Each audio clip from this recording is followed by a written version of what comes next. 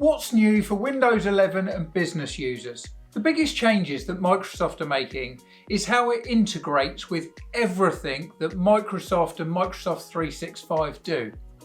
The biggest one we see is Microsoft Teams.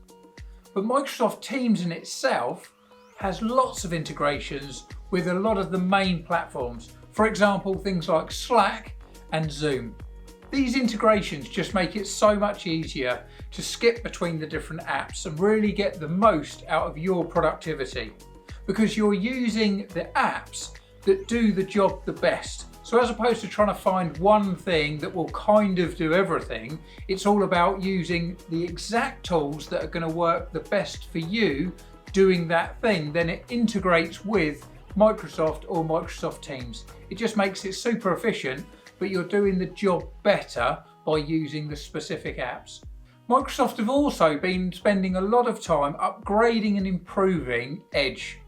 This is really to compete with Google Chrome that has really been the leader for the last 5 years, whereas Edge is really pushing forward now. The way it searches and the way it integrates with OpenAI means that it really is working better for the user. Whereas before it used to very much be a bit of a standalone product. It worked with Microsoft but didn't really do much else, and the way that it would search just meant that Google was just that little bit better. Whereas actually the improvements that Edge have been making are really seeing that it is a comparable option to something like Google Chrome. But it still comes down to what the user prefers. What is the preference?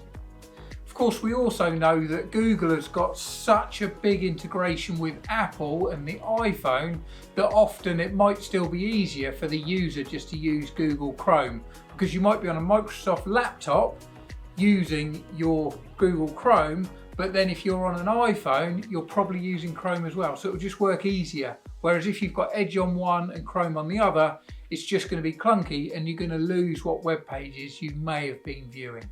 A lot of enhancements have been made around security, but also the way it uses the device and the user. And that's where we've also seen the feature of Hello Windows, which is all around logging in and being able to log in without passwords. It's also streamlined a lot of processes, and using Windows Autopilot looks to be something that they're really going to head for in the future.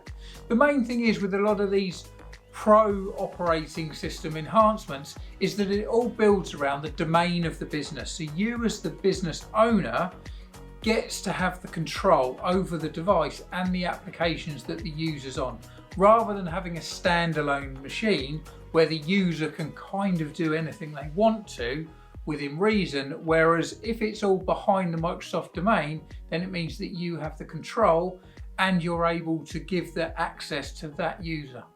So the future of Windows 11 is looking at lots more automation and the way that it integrates with AI, whether it's its own AI or whether it's third-party applications. So if you're still running machines that are on Windows 10, then you really need to look at moving them to Windows 11, as Windows 10 goes end of life on the 14th of October 2025.